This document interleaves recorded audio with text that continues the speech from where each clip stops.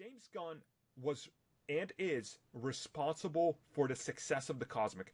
Thor Ragnarok would not have happened the way it did had it not been for James Gunn being like, hey, look, you can do this cosmic type of adventure, fun, Kirby-ish style thing, right? Like, and now that he's gone, people need to realize that his screenplay of Guardians 3 has to be thrown out because I don't know if it does.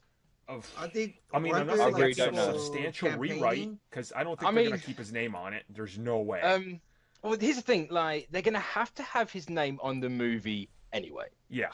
He has to at least be executive producer. So if you're gonna have his name on there, why not just like at least give him the writers credit? Look, man, they had Joss Whedon's name on Justice League and somewhere, right? And they, you know, all that stuff with his ex-wife, happened. So it's like they're just gonna keep the name anyways. I feel like it's hard to scrub it. And also, aren't they people campaigning for the previous Nicole Perlman? Is that her name? Yeah, that's personally who I see a bunch of people campaigning for that.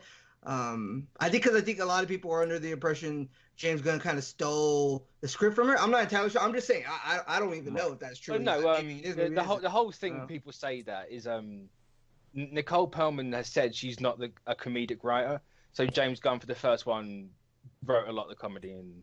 Okay, well, there is. See, I didn't know necessarily what people meant by that because people just say things and they don't say the details. So I don't. Yeah, because people don't know. It's kind of hard to. The way I feel about it though is, you know, you now have to kind of look at a different direction because you don't have generally him guiding you through it. Which it's okay because maybe it'll go in a better direction than what we could have gotten. But they're gonna have to kind of sit and look at this from a perspective where it's like, okay, well, we just lost a dude who was going to executive produce like the next, 5 years of content for us. Mm-hmm. So, it's Taika, right? I think that's what some people are also saying.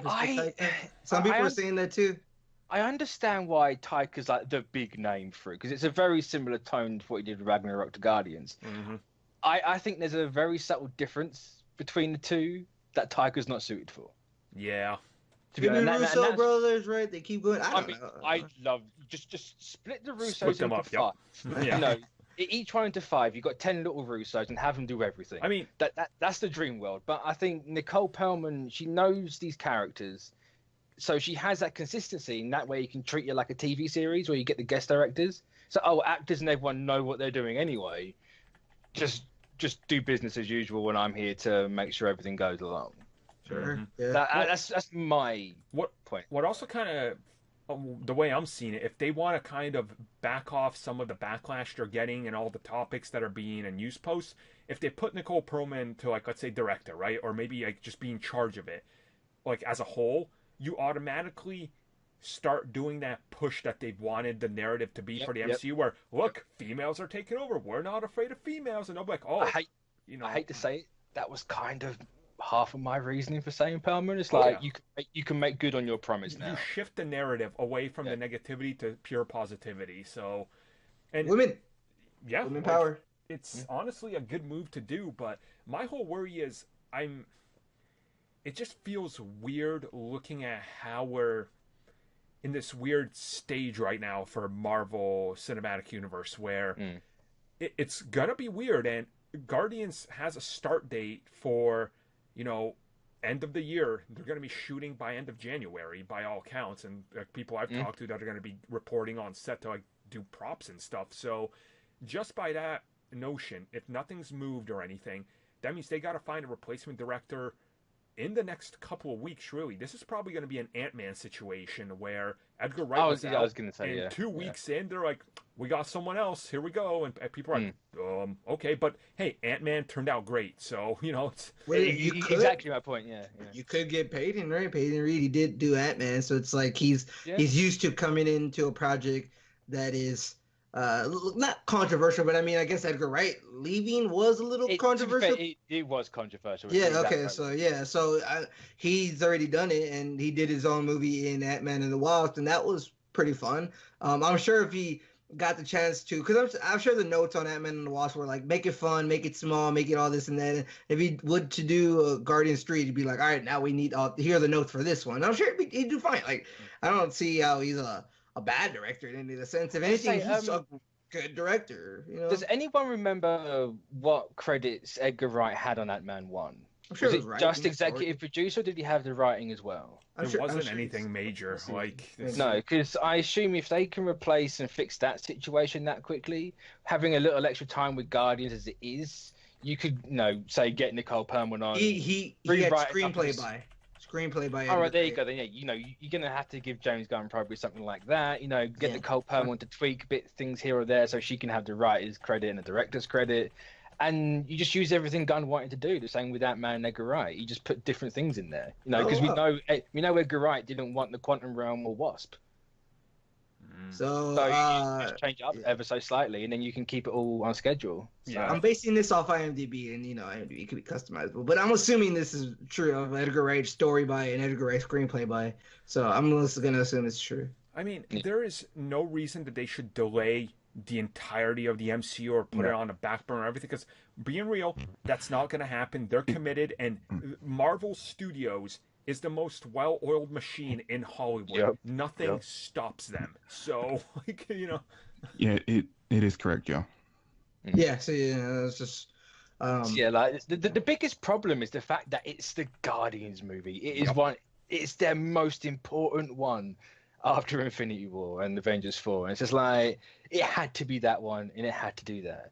I'm sure the most of the stuff that's going to set up everything will stay the same, but I don't think they're going to have for the rest of the MCU's existence. It's going to be the question, just like Ant-Man, what if people are going to go into this movie not liking it before it's ever out, just because it's not James Gunn and they loved 1 or 2. Like, it's already happened. I've seen it online. That's happened with Ant-Man. I know people that literally will not see Ant-Man and the Wasp because they're like, it's not Edgar Wright. I'm like, did you like the first one? They're like, yeah. I'm like, what? Like, people are just so, I don't know. I'm still curious what Edgar Wright could do with his. I mean, I guess he did. He did a superhero film in what's the driving one? What am I forgetting? Baby Driver. Baby Driver. That's technically he's a really good driver. I don't know. Yeah, but it's the same situation as the Snyder Cut lot. Like, the first Ant-Man, but 1 or 2 changes, is what Edgar Wright wanted. They just made it fit more in the world and put in more connective stuff to make that franchise mean something to the MCU. And the Snyder Cut, it's come out that it's essentially what we got is what Snyder wanted. He oversaw everything with Joss Whedon, and in fact, Snyder was writing those scenes in January before. I just don't think that movie is going to be good. Even if with the Snyder Cut, people is going to be way better than that. I mean, you look at what Justice League turned out to be. It's like, that's kind of what Snyder wanted. So, I mean, even that, like, it just seemed like 2 halves of a movie. I've always said this. It just seemed way different. Not even the first and second half. That's the point. It was always going to be that because. Okay, then but that's why I said that's just the production trouble. I'm not saying like Snyder, Whedon, or anything. I'm just saying the movie, like in general. That just. It's gonna be one of those things where it's like Snyder when he's on any social media app and someone posts a picture of like Cyborg, and they write like this long elaborate thing that's like Cyborg was thinking of the future and witnessing it, and Snyder likes it, and suddenly it explodes into a story of the Snyder Cut, and included cuts of the future that was going to hint at Justice League 2. It's like, what? It's going to be the same thing with James Gunn, but the difference is people that love the Guardians love it because of the way he made it. The moment there's a significant change, and there will be, because let's be real, you can't hire another director to mimic someone that never works, so someone's going to have to bring their own individual voice, that automatically pops up. And it's unfortunate because I think the cosmic universe of Marvel was about to see like almost like a Big Bang style explosion, where Guardians 3 was going to be this ripple effect where it's just like expanding outwards nonstop. And I'm afraid now they're going to be like, we need to take a step back and go more grounded before we get our footing again. Like, that's my big fear. I understand the fear of that. I don't think they're gonna do that, but anyway, it's my big thing about the whole thing is that what's happened kind of betrays the theme of the first Guardians movie. It's like, oh look, people can change. It doesn't matter what you were before as long as you do something good. That's like my final thing. Right. I say kind of get going. Yeah. Okay, well, I guess that'll wrap it up for our 2 big old James Gunn topics as we move on to the next topic here. So...